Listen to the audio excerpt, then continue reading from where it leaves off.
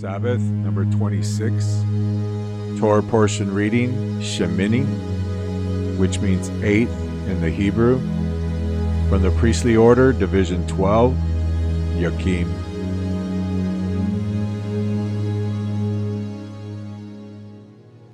From the Torah, we have Leviticus chapter 1 through chapter 13, verse 59.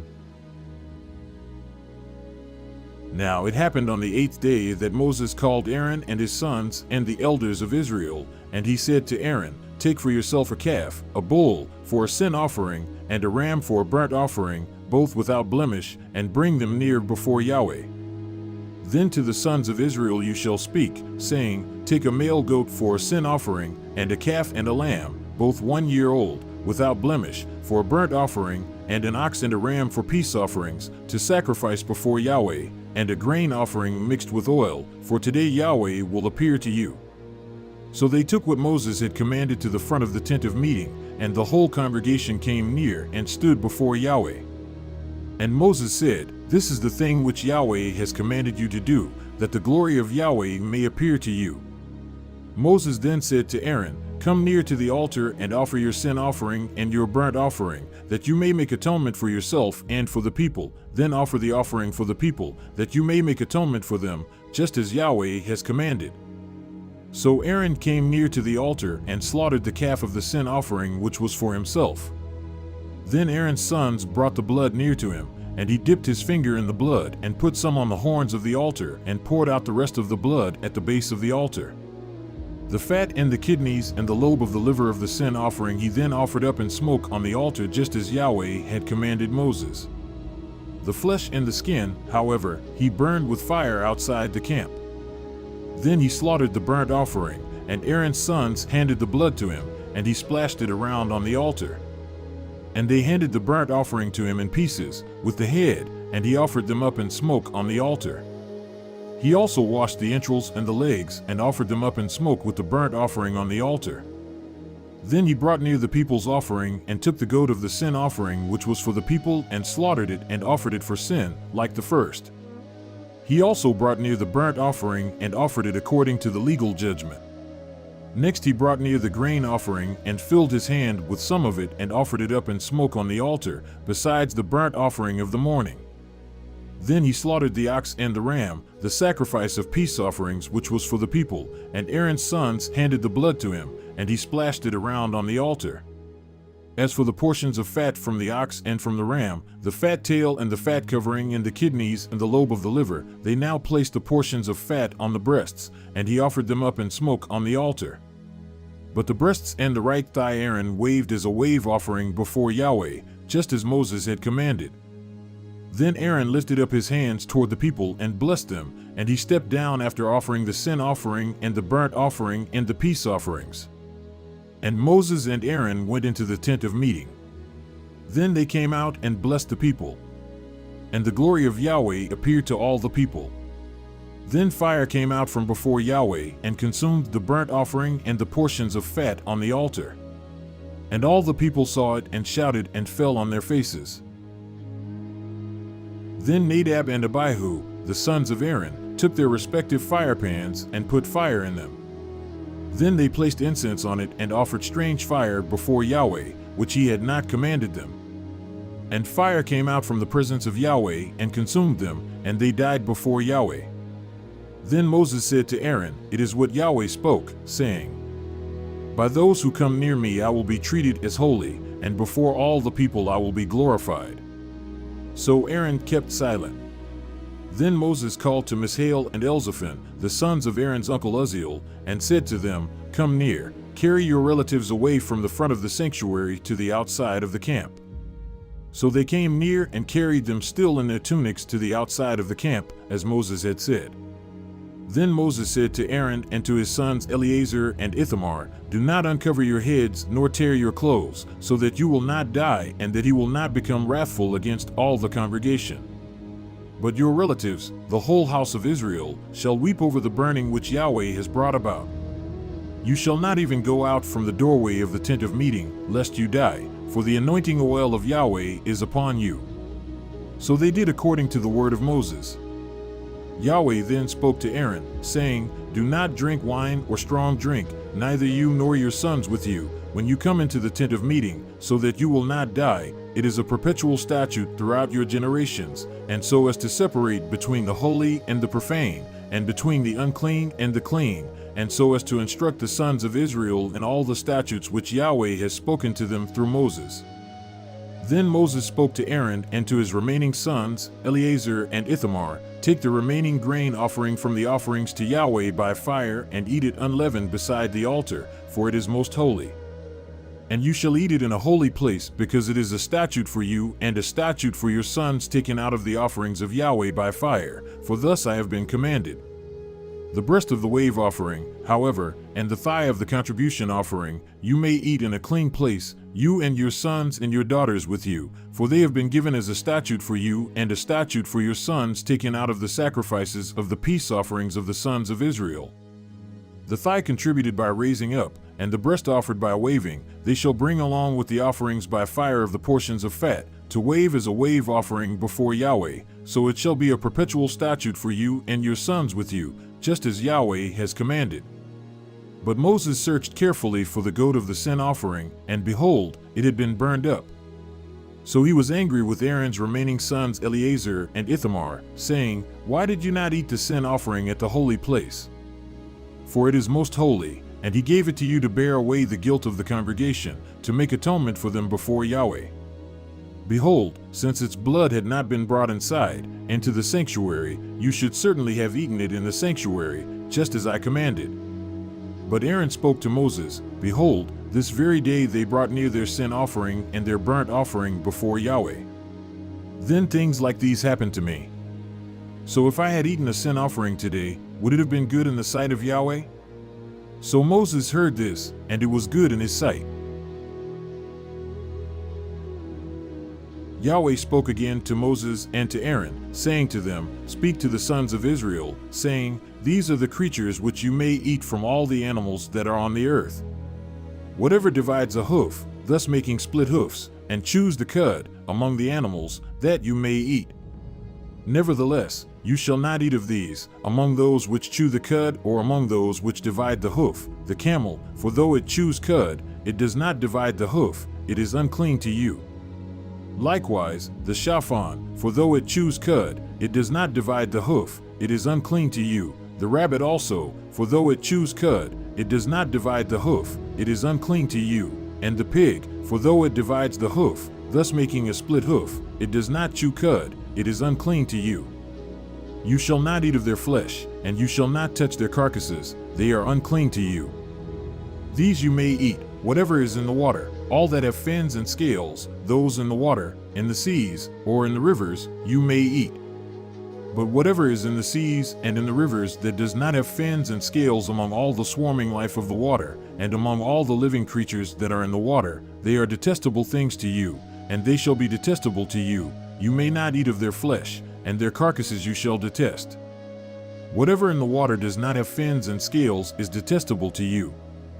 These, moreover, you shall detest among the birds, they shall not be eaten, they are detestable, the eagle and the vulture and the buzzard, and the kite and the falcon in its kind, every raven in its kind, and the ostrich and the owl and the gull and the hawk in its kind, and the little owl and the cormorant and the great owl, and the white owl and the pelican and the carrion vulture, and the stork, the heron in its kinds, and the hoopoe, and the bat. All the swarming things that fly and that walk on all fours are detestable to you. Yet these you may eat among all the swarming things that fly and that walk on all fours, those which have, above their feet, jointed legs with which to jump on the earth.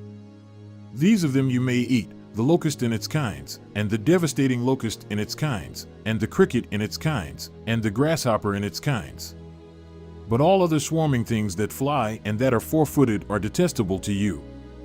By these, moreover, you will be made unclean. Whoever touches their carcasses becomes unclean until evening, and whoever picks up any of their carcasses shall wash his clothes and be unclean until evening.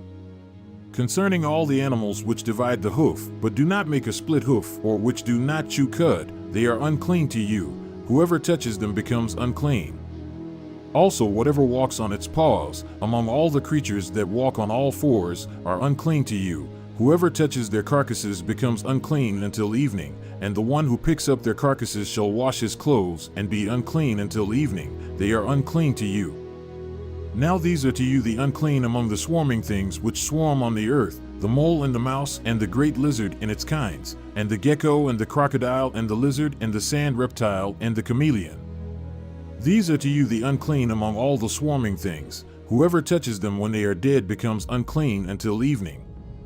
Also anything on which one of them may fall when they are dead becomes unclean, including any wooden article or clothing or skin or sack, any article by which work is done. It shall be put in the water and be unclean until evening, then it becomes clean. As for any earthenware vessel into which one of them may fall, whatever is in it becomes unclean, and you shall break the vessel. Any of the food which may be eaten, on which water comes, shall become unclean, and any liquid which may be drunk in every vessel shall become unclean. Everything, moreover, on which part of their carcass may fall becomes unclean. An oven or a stove shall be smashed. They are unclean and shall continue as unclean to you. Nevertheless, a spring or a cistern collecting water shall be clean, though the one who touches their carcass shall be unclean. And if a part of their carcass falls on any seed for sowing which is to be sown, it is clean. Though if water is put on the seed and a part of their carcass falls on it, it is unclean to you. Also if one of the animals dies which you have for food, the one who touches its carcass becomes unclean until evening. He too, who eats some of its carcass shall wash his clothes and be unclean until evening, and the one who picks up its carcass shall wash his clothes and be unclean until evening. Now every swarming thing that swarms on the earth is detestable, it shall not be eaten. Whatever goes on its belly, and whatever goes on all fours, whatever has many feet, in respect to every swarming thing that swarms on the earth, you shall not eat them, for they are detestable. Do not render yourselves detestable through any of the swarming things that swarm, and you shall not make yourselves unclean with them so that you become unclean. For I am Yahweh your God. Therefore, set yourselves apart as holy and be holy, for I am holy. And you shall not make yourselves unclean with any of the swarming things that move on the earth. For I am Yahweh who brought you up from the land of Egypt to be your God, thus you shall be holy, for I am holy. This is the law regarding the animal and the bird and every living thing that moves in the waters and everything that swarms on the earth, to separate between the unclean and the clean, and between the edible creature and the creature which is not to be eaten. Then Yahweh spoke to Moses, saying, Speak to the sons of Israel, saying, When a woman gives birth and bears a male child, then she shall be unclean for 7 days, as in the days of her menstruation she shall be unclean. Now on the 8th day the flesh of his foreskin shall be circumcised. Then she shall remain in the blood of her cleansing for 33 days, she shall not touch any holy thing, and she shall not enter the sanctuary until the days of her cleansing are fulfilled. But if she bears a female child, then she shall be unclean for 2 weeks, as in her menstruation, and she shall remain in the blood of her cleansing for 66 days. When the days of her cleansing are fulfilled, for a son or for a daughter, she shall bring to the priest at the doorway of the tent of meeting a 1-year-old lamb for a burnt offering and a young pigeon or a turtle dove for a sin offering. Then he shall bring it near before Yahweh and make atonement for her, and she shall be cleansed from the flow of her blood. This is the law for her who bears a child, whether a male or a female. But if she cannot afford a lamb, then she shall take 2 turtle doves or 2 young pigeons, the one for a burnt offering and the other for a sin offering, and the priest shall make atonement for her, and she will be clean. Then Yahweh spoke to Moses and to Aaron, saying, When a man has on the skin of his body a swelling or a scab or a bright spot, and it becomes an infection of leprosy on the skin of his body, then he shall be brought to Aaron the priest or to one of his sons the priests. Then the priest shall look at the mark on the skin of the body, and if the hair in the infection has turned white and the infection appears to be deeper than the skin of his body, it is an infection of leprosy. When the priest has looked at him, he shall pronounce him unclean. But if the bright spot is white on the skin of his body, and it does not appear to be deeper than the skin, and the hair on it has not turned white, then the priest shall isolate him who has the infection for 7 days. Then the priest shall look at him on the 7th day, And if in his eyes the infection has not changed and the infection has not spread on the skin, then the priest shall isolate him for 7 more days. And the priest shall look at him again on the 7th day, and if the infection has faded and the mark has not spread on the skin, then the priest shall pronounce him clean. It is only a scab. And he shall wash his clothes and be clean. But if the scab spreads farther on the skin after he has shown himself to the priest for his cleansing, he shall appear again to the priest. And the priest shall look, and if the scab has spread on the skin, then the priest shall pronounce him unclean. It is leprosy. When the infection of leprosy is on a man, then he shall be brought to the priest. The priest shall then look, and if there is a white swelling in the skin, and it has turned the hair white, and there is raw flesh still alive in the swelling, it is a chronic leprosy on the skin of his body, and the priest shall pronounce him unclean. He shall not isolate him, for he is unclean. But if the leprosy breaks out farther on the skin, and the leprosy covers all the skin of him who has the infection from his head even to his feet, as far as the priest can see, then the priest shall look, and behold, if the leprosy has covered all his body, he shall pronounce clean him who has the infection. It is all turned white, and he is clean. But whenever raw flesh appears on him, he shall be unclean. And the priest shall look at the raw flesh, and he shall pronounce him unclean. The raw flesh is unclean, it is leprosy. Or if the raw flesh turns again and is changed to white, then he shall come to the priest, and the priest shall look at him, and behold, if the infection has turned to white, then the priest shall pronounce clean him who has the infection. He is clean. When the body has a boil on its skin and it is healed, and in the place of the boil there is a white swelling or a reddish-white bright spot, then it shall be shown to the priest, and the priest shall look, and behold, if it appears to be lower than the skin, and the hair on it has turned white, then the priest shall pronounce him unclean. It is the infection of leprosy. It is broken out in the boil. But if the priest looks at it, and behold, there are no white hairs in it, and it is not lower than the skin and is faded, then the priest shall isolate him for 7 days, and if it spreads farther on the skin, then the priest shall pronounce him unclean. It is an infection. But if the bright spot remains in its place and does not spread, it is only the scar of the boil, and the priest shall pronounce him clean. Or if the body sustains in its skin a burn by fire, and the raw flesh of the burn becomes a bright spot, reddish white or white, then the priest shall look at it.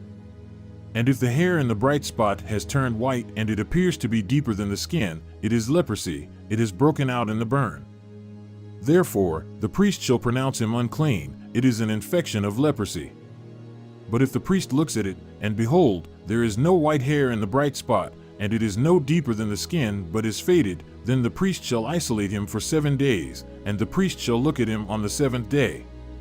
If it spreads farther in the skin, then the priest shall pronounce him unclean. It is an infection of leprosy. But if the bright spot remains in its place and has not spread in the skin but is faded, it is the swelling from the burn, and the priest shall pronounce him clean, for it is only the scar of the burn.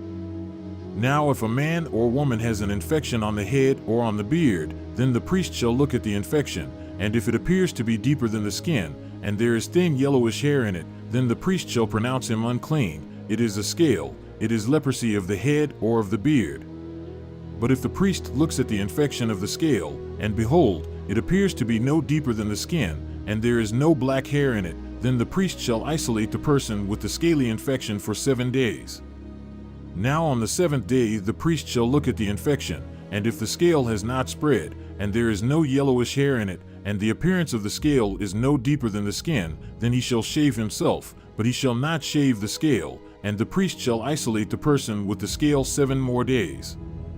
Then on the 7th day the priest shall look at the scale, and if the scale has not spread in the skin and it appears to be no deeper than the skin, the priest shall pronounce him clean, and he shall wash his clothes and be clean. But if the scale spreads farther in the skin after his cleansing, then the priest shall look at him, and if the scale has spread in the skin, the priest need not seek for the yellowish hair. He is unclean. If in his sight the scale has remained, however, and black hair has grown in it, the scale has healed, he is clean, and the priest shall pronounce him clean. When a man or a woman has bright spots on the skin of the body, even white bright spots, then the priest shall look, and if the bright spots on the skin of their bodies are faded white, it is eczema that has broken out on the skin. He is clean.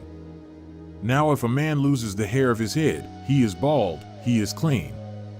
And if his head becomes bald at the front and sides, he is bald on the forehead, he is clean. But if on the bald head or the bald forehead there occurs a reddish-white infection, it is leprosy breaking out on his bald head or on his bald forehead. Then the priest shall look at him, and if the swelling of the infection is reddish-white on his bald head or on his bald forehead, like the appearance of leprosy in the skin of the body, he is a leprous man, he is unclean. The priest shall surely pronounce him unclean, his infection is on his head. As for the leper who has the infection, his clothes shall be torn, and the hair of his head shall be uncovered, and he shall cover his mustache and call out, Unclean! Unclean! He shall remain unclean all the days during which he has the infection, he is unclean. He shall live alone, his place of habitation shall be outside the camp. When a garment has a mark of leprosy in it, whether it is a wool garment or a linen garment, whether in warp or woof, of linen or of wool, whether in leather or in any article made of leather, if the mark is greenish or reddish in the garment or in the leather or in the warp or in the woof or in any article of leather, it is a leprous mark and shall be shown to the priest. Then the priest shall look at the mark and shall isolate the article with the mark for 7 days.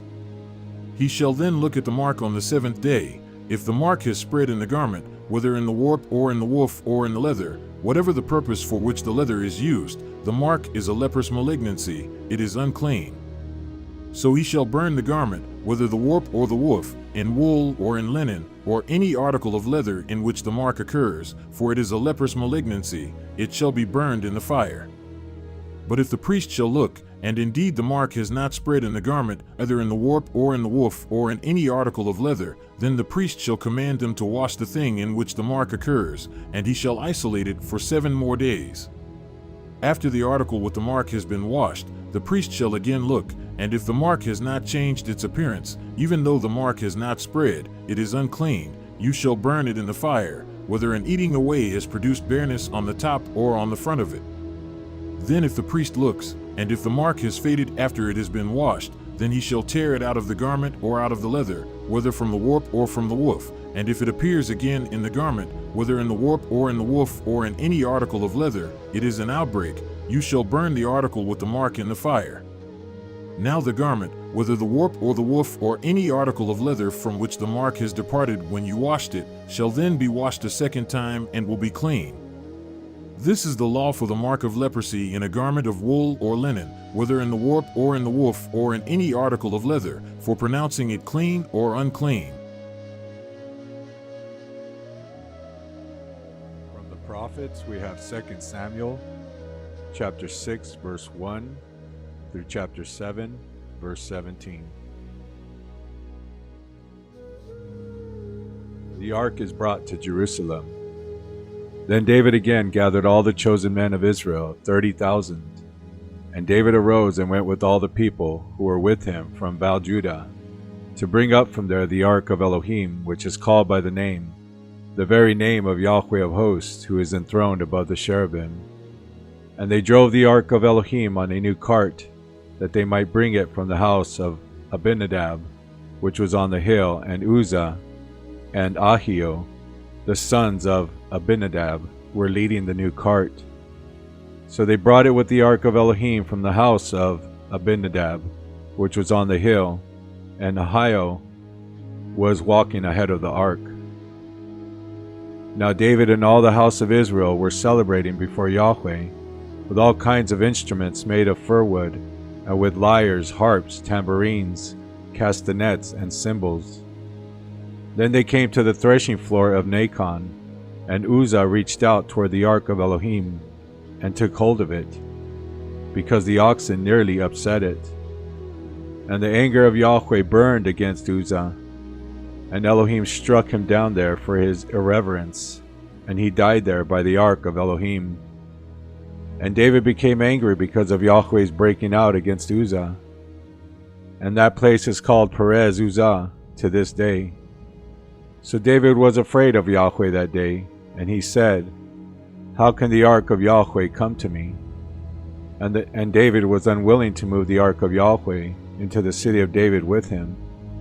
But David took it aside to the house of Obed-Edom the Gittite. Thus the ark of Yahweh remained in the house of Obed-Edom. the Gittite, 3 months. And Yahweh blessed Obed-Edom and all his household.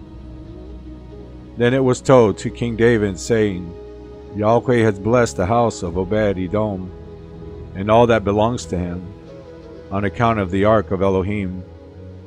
So David went and brought up the ark of Elohim from the house of Obed-Edom in the city of David with gladness. And so it happened that when those who were carrying the ark of Yahweh had gone 6 paces, he sacrificed an ox and a fatling. And David was dancing before Yahweh with all his strength, and David was girded with a linen ephod. So David and all the house of Israel were bringing up the ark of Yahweh with shouting and the sound of the shofar. Then it happened, as the ark of Yahweh came into the city of David, that Michal, the daughter of Saul, looked out of the window and saw King David leaping and dancing before Yahweh, and she despised him in her heart. And they brought in the ark of Yahweh and placed it in its place inside the tent which David had pitched for it. And David offered burnt offerings and peace offerings before Yahweh. Then David completed offering the burnt offerings and the peace offerings, and he blessed the people in the name of Yahweh of hosts. And he apportioned to all the people, to all the multitude of Israel, both to men and women, a cake of bread and one of dates and one of raisins to each one. Then all the people went each to his house. But David returned to bless his household, and Michal, the daughter of Saul, came out to meet David and said, How the king of Israel has glorified himself today. He uncovered himself today in the eyes of his servants' maids, and one of the worthless ones shamelessly uncovers himself. So David said to Michal, It was before Yahweh, who chose me above your father and above all his house, to appoint me ruler over the people of Yahweh, over Israel. Therefore I will celebrate before Yahweh, and I will be esteemed even more lightly than this, and will be humble in my own eyes. But with the maids of whom you have spoken, with them I will be glorified. And Michal, the daughter of Shaul, had no child to the day of her death.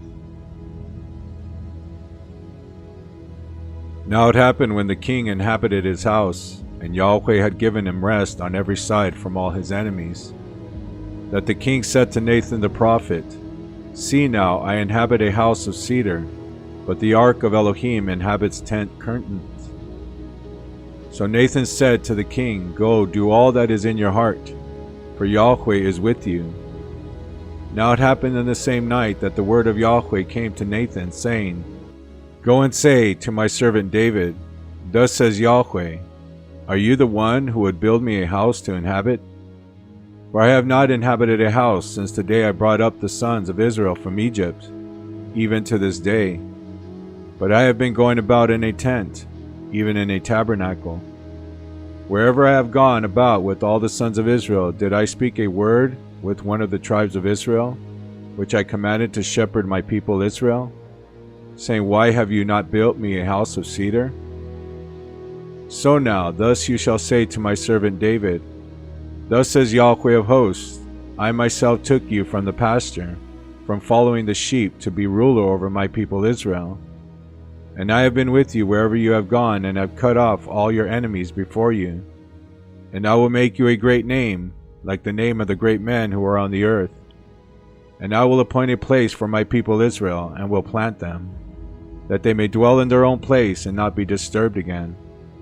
And the unrighteous will not afflict them any more, as formerly, even from the day that I commanded judges to be over my people, Israel. And I will give you rest from all your enemies. Yahweh also declares to you that Yahweh will make a house for you. When your days are fulfilled and you lie down with your fathers, I will raise up one of your seed after you, who will come forth from your own body, and I will establish his kingdom.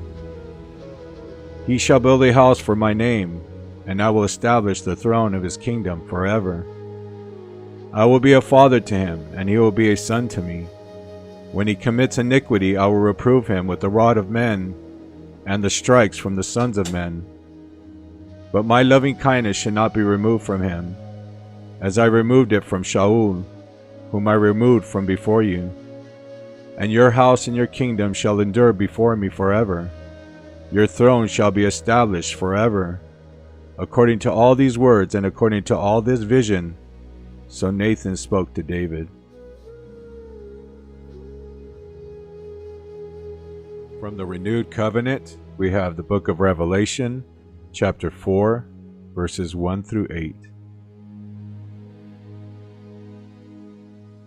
And after this I saw that a door was opened in the heavens, and the first voice which I heard that spoke with me like the voice of a shofar said to me, Come here, and I want to show you what will happen after this. And forthwith and immediately Ruach HaKodesh rested on me, and I saw a throne sitting in the heavens, and one sat on the throne, and he who sat on it, his appearance was like the appearance of the stone sapphire and jasper. And around the throne was a bow like turquoise. And around the throne were 24 thrones, and 24 elders sat on them, clothed with white garments. And on their heads was a crown of gold. And from the throne there went out voices and thunders and lightnings. And there were 7 lamps before the throne, and they are the 7 Ruchot of Yahweh. And before the throne was a sea of glass, like the appearance of crystal. And in the midst of the throne and around the throne were 4 living creatures, full of eyes at their front and at their back.